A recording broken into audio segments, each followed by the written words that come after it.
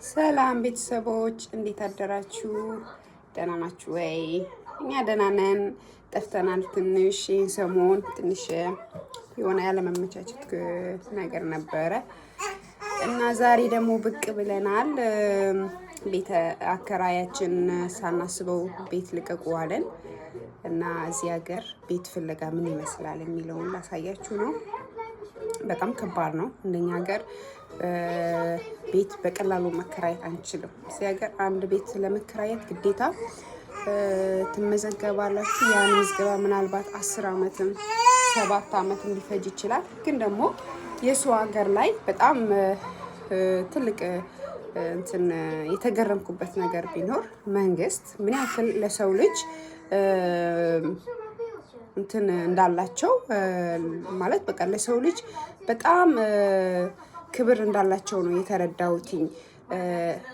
ኢመርጀንሲ የሚባል ሩሞች አሉ። ምናልባት ባለትዳር ሆናችሁ ባሎቻችሁ በድንገት ቢያስወጣችሁ ከቤተሰብ ጋር እየኖራችሁ ድንገት ተጣልታችሁ ብትወጡ ያንን ተጠባባቂ ቤት ሰርቶ ዝም ብሎ በሩን ዘግቶ ያስቀምጣሉ። እና እኛ ሀገር ደግሞ በተቃራኒው ሰው ለፍቶ ጥሮ ሶሪ አማርኛ ለፍቶ ጥሮ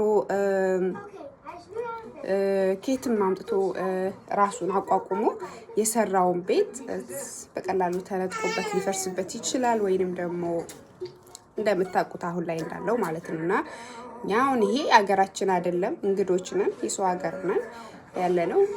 እኔና ልጄ እነሱ ዜጋቸው ቤት እየፈለጉ እኔና ልጄ ቤት አከራዩ ብቻ ውጡ ስላለን መንገድ ላይ ማደር የለብንም። ስለዚህ ምን አደረጉን? ተቀብለውን ይህን የመሰለ ክላስ ሰጥተውን ለጊዜው ቢሆን አሁን እየተጠባበቀን ነው ማለት ነው። አብረን እናያለን።